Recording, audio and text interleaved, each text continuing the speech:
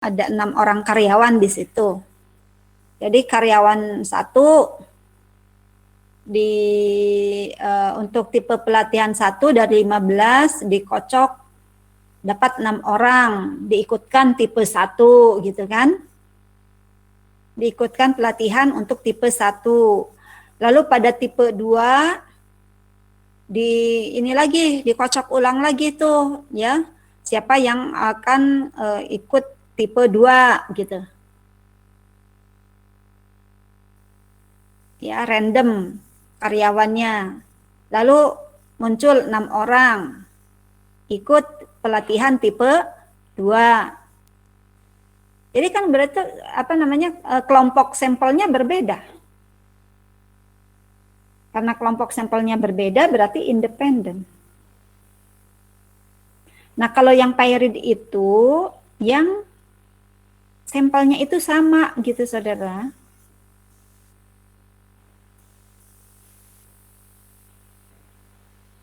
Sampelnya itu misalnya tetap si A, si B, si C, si D gitu ya.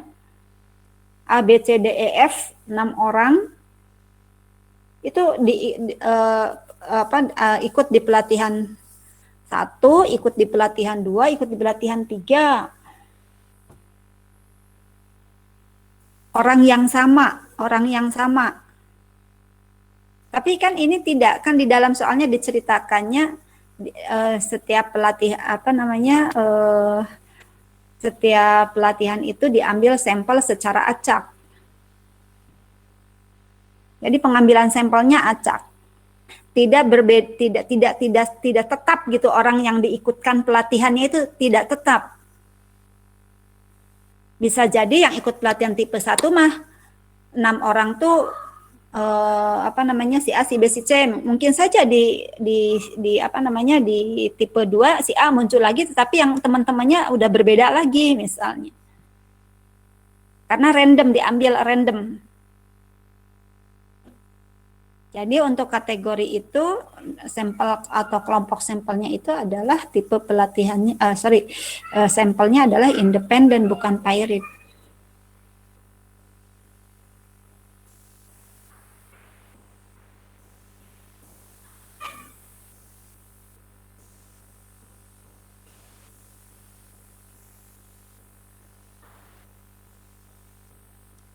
Ya, siapa yang mau coba jawab?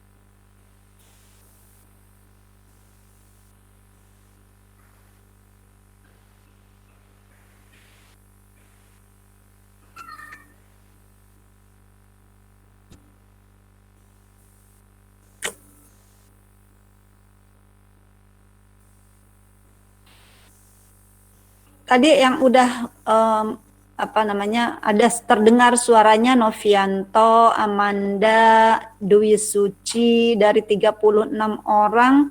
Coba Billy sudah belum? Baru ini Bu yang test of normality tapi belum bikin kesimpulan.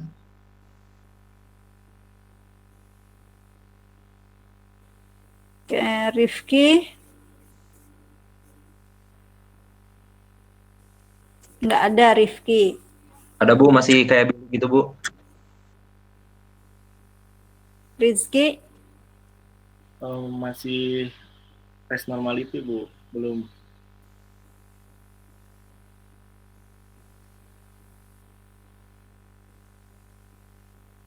Regi. Masih tes normality Bu, yang selanjutnya masih belum nentuin alatnya yang mana.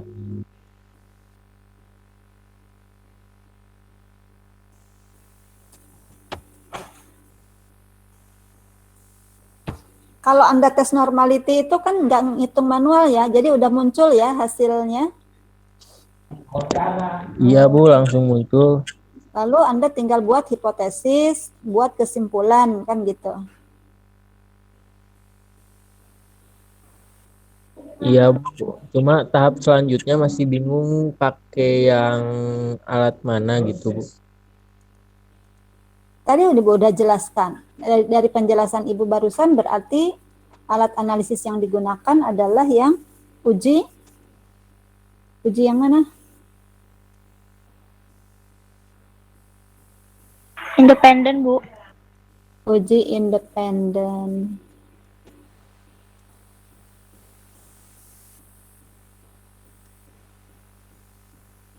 Sudah, Dwi. Dwi Suci udah, jawabannya udah ada. Udah ada, Bu, tapi hipotesisnya baru mau ditulis. Ya, silahkan.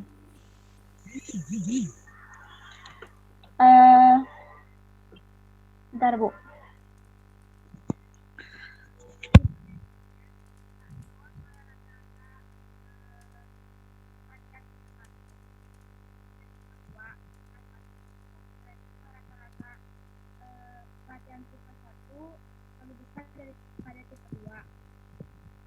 Kriterianya sama kayak jadi kesimpulannya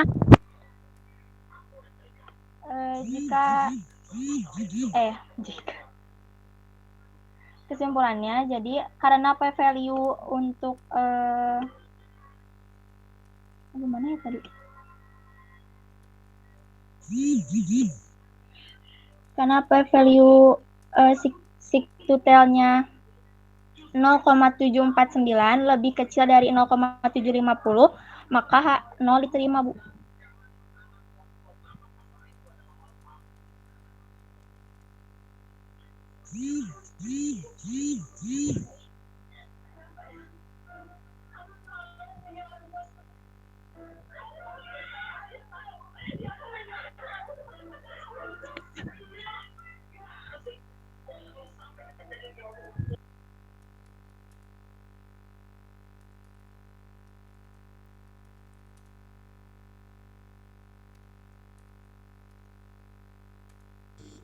Ibu suaranya ke mute.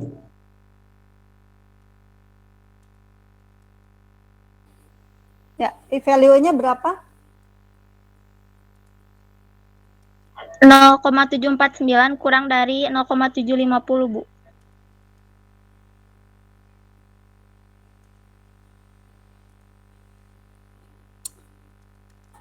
Aduh. Anda pakai uji independen ya? Iya, Bu.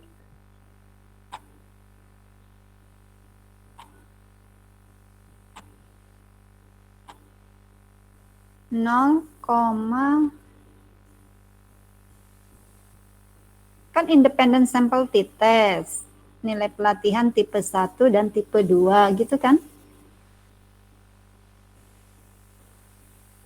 0,749 tuh dari mana?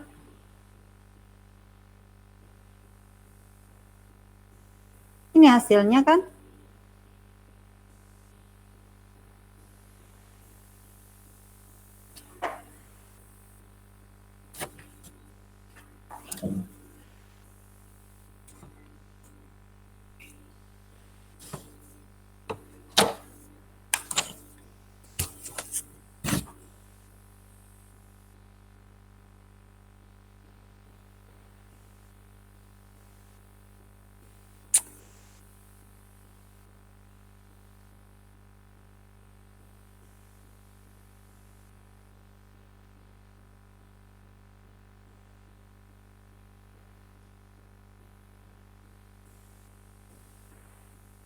Karena independent sample t-test, maka proses inputting datanya kan harus seperti ini kan? Anda buat variabelnya 2, nilai pelatihan, kok salah? Pelatihan.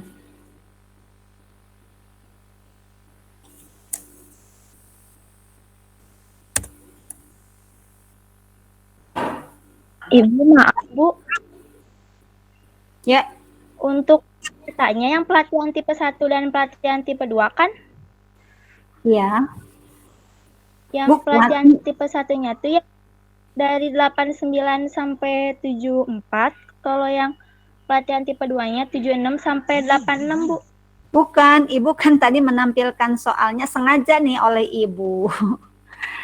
Ibu menampilkan soalnya itu yang ini nih, Saudara. Tadinya kan di sini itu tipe 2 dan tipe 3. Oleh Ibu diganti menjadi tipe 1 dan tipe 2. Angka yang dibandingkannya ini. Kalau di yang 3 betul. Ini kan Ibu ambilnya ini nih, tipe 2, tipe 3, tetapi oleh Ibu diganti ini jadi tipe 1, ini tipe 2 gitu loh. Ngerti nggak? Iya Bu, Oh iya, Bu, dikira saya salah pelatihan salah ambil tipe datanya. Salah Ini kan input data, Bu. latihan 1 dengan data yang beda. Berarti Anda tadi pakai yang ini ya hasilnya untuk Iya, uji normalitasnya. Iya, Bu. Berarti uji lagi. Sebetulnya kan kita kemarin sudah melakukan uji normalitas data untuk yang ini. Sebetulnya normal tiga-tiganya. Nah, sekarang tinggal Anda hitung independent sample t-testnya berapa.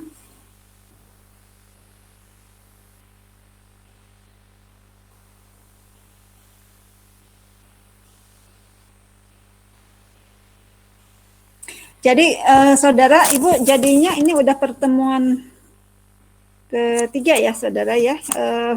Mudah-mudahan pertemuan besok Anda sudah semakin familiar ya dengan proses inputting data, dengan menamakan memberi nama variabel gitu. Kalau Ibu perhatikan sebagian besar sepertinya masih Ibu kan nggak bisa lihat kondisi Anda ya. Tapi dari respon, ini banyak tidak respon. Tidak merespon itu paham tapi memang malu mau merespon, atau sama sekali memang tidak paham. Nah, karena kan kita pakai alat ya saudara. Kalau pakai alat itu ya harus banyak latihan. Kalau nanti ujian Ibu tawarkan mau pakai ngitung manual. Ngitung manual kan lebih susah. Mau pakai kalau software nggak bisa, manual nggak bisa, ya gimana nanti hasilnya juga kurang bagus. Oleh karena itu Kalau Ibu pakai software supaya apa? Supaya ya kalian juga sekalian latihan untuk menghadapi semester 7, semester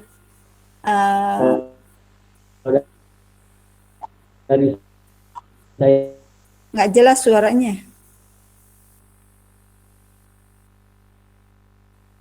Bu,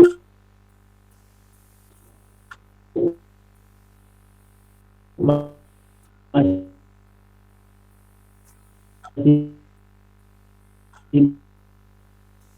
di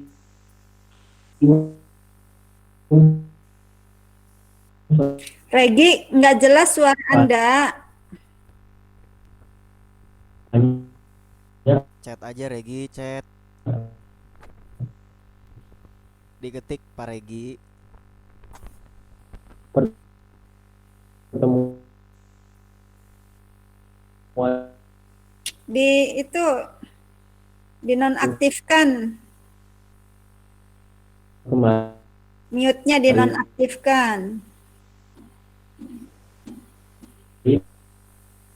ini jelasnya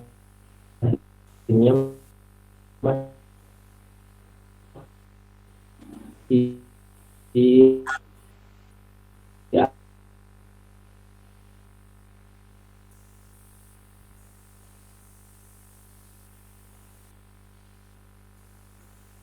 Jadi hasilnya bagaimana?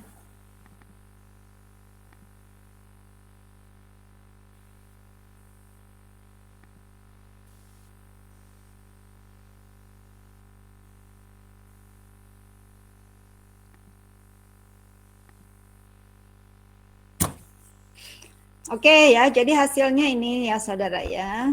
Karena ada, jadi jawabannya p-value-nya itu 1.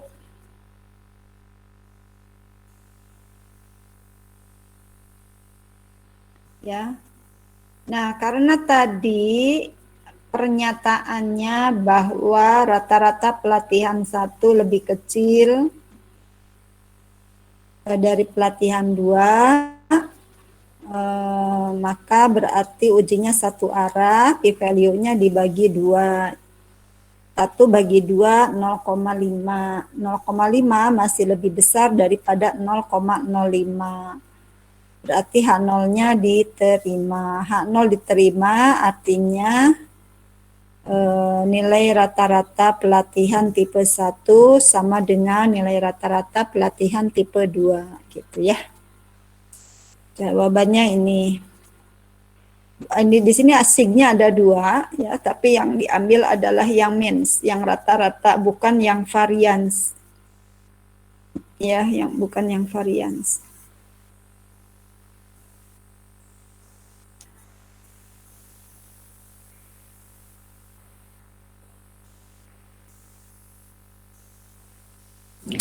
Nah, selanjutnya perhatikan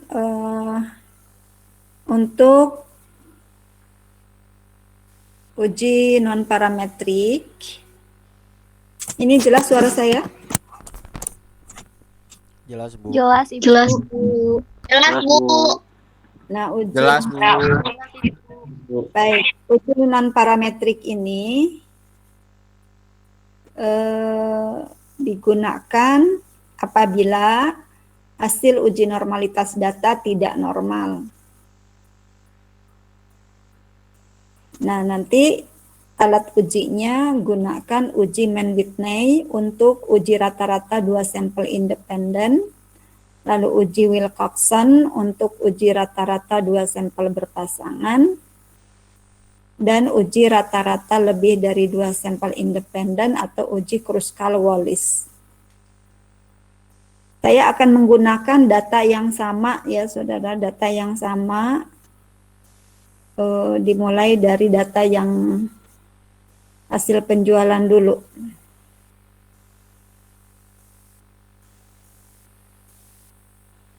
Hasil penjualan, mana ya? Oh ini. Datanya sama, tetapi saya anggap seolah-olah hasil normalitasnya tidak normal gitu ya, supaya kita tidak melakukan uji normalitas dulu. Jadi asumsinya data ini adalah data yang tidak normal. Pertanyaannya masih sama seperti semula, apakah ada perbedaan atau tidak ada perbedaan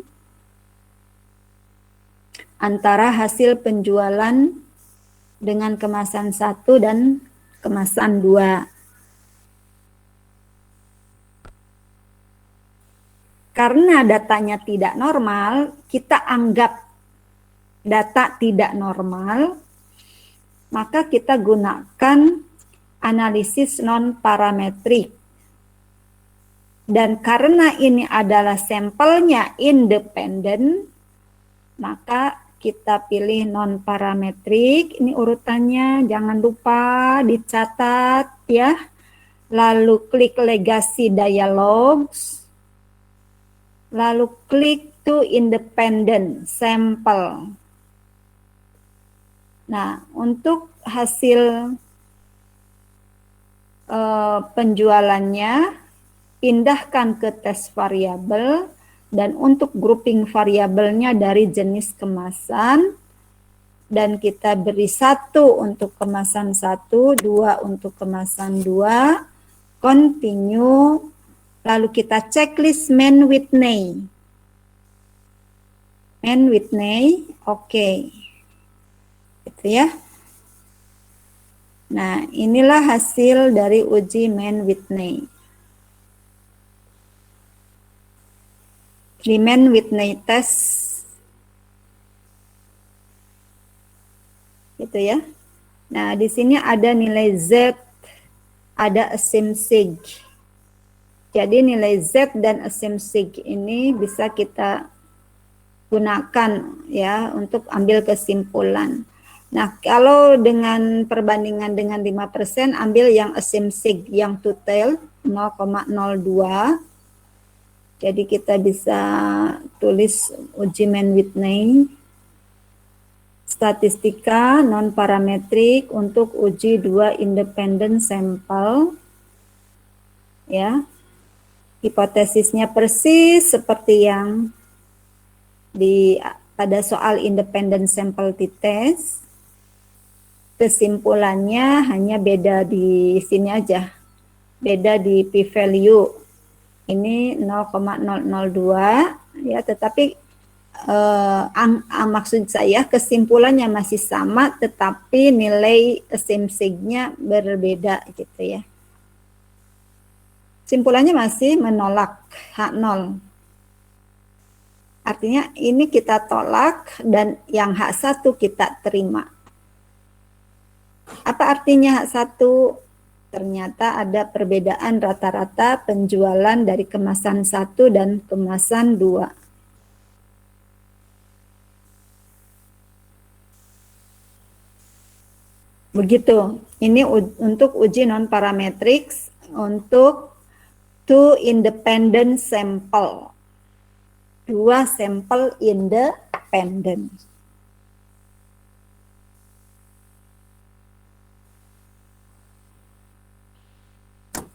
Nah, mungkin Anda bisa capture ini.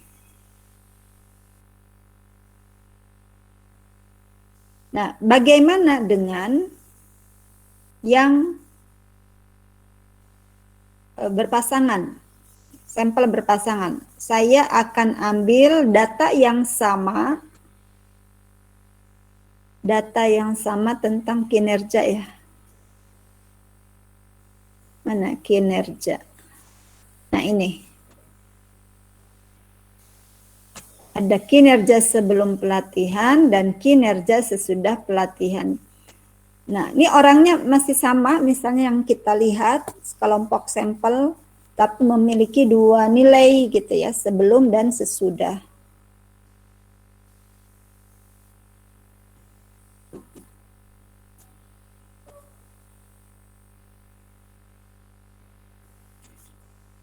Nah, caranya bagaimana?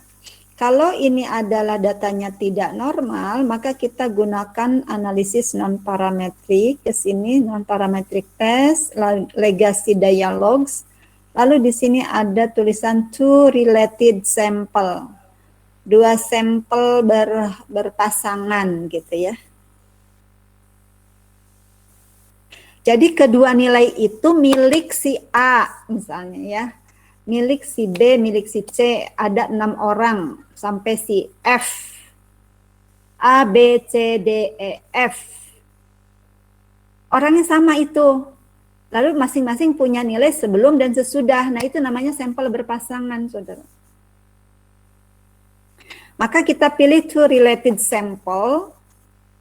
Ya.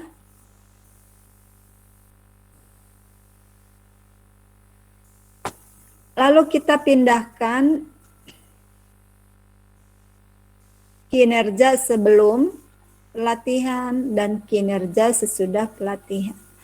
Kita pilih Wilcoxon. Ya, dalam buku yang muncul yang sering digunakan adalah uji Wilcoxon untuk data berpasangan. Langsung oke. Nanti akan muncul hasil untuk Wilcoxon ini adalah ini Mann-Whitney. Kalau Wilcoxon itu oh ya tadi sudah ya di sini Wilcoxon. Nah ini cukup kita melihat kotak ini tes statistics. Ada nilai Z, ada nilai asim sig2. Nah, ini merupakan nilai p-value sebesar 0,917. Nah, kalau pakai rumus, nanti Anda harus dapatkan angka min 0,105.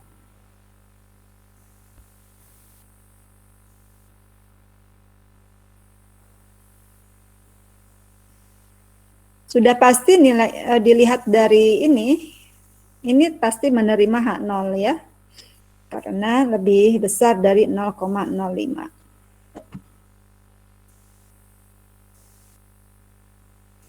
Jadi untuk yang Wilcoxon ini kita hanya ambil ini data ini. Ya, karena p-value-nya 0,917 lebih besar dari 5%, maka H0 diterima.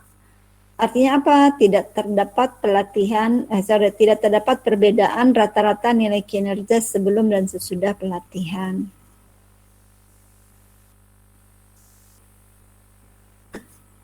Nah, bagaimana untuk yang uji lebih dari 2 sampel? Saya masih menggunakan contoh yang kemarin, yang 3 tipe. Yang pelatihannya 3 tipe. Nah, ini tipe 1, tipe 2, tipe 3. Ini kan lebih dari 2 sampel, 2 kelompok gitu maksudnya. Nah, berarti kita klik analyze lagi, non-parametric, legacy. Nah, Anda pilih K independent sampel.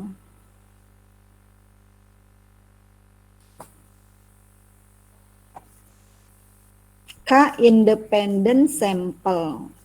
Nah, mengapa independent sampel? Karena di setiap tipe pelatihan orangnya berbeda-beda. Jumlahnya sih masih sama 6 orang, tetapi orangnya berbeda-beda. Tapi kalau orangnya tetap sama ya. Tetap 6 orang, nama-namanya tidak berubah, lalu dia diikutkan ke dalam 3 tipe pelatihan orang yang sama tadi, maka kategorinya adalah sampel berpasangan. Nanti Anda pilihnya K-related sample, karena lebih dari 2 kelompok. Kalau hanya 2 kelompok, 2 related. Jadi kalau untuk yang lebih dari 2 kelompok, di sini ditulisnya K-independent sample dan K-related sample.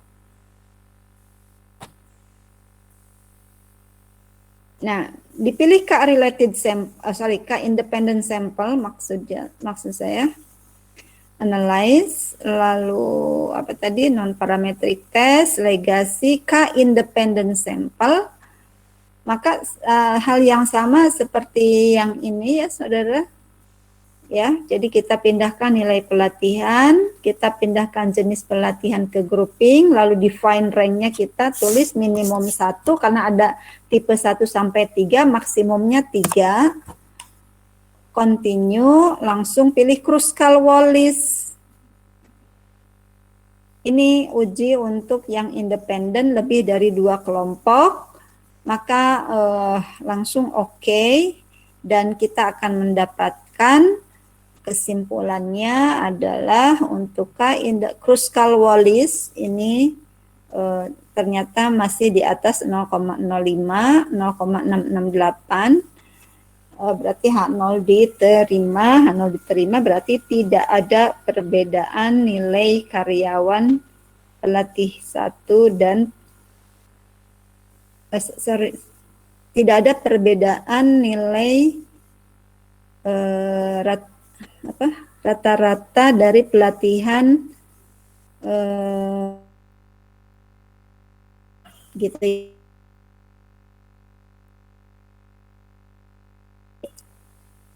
ya saudara, untuk yang Kruskal-Wallis.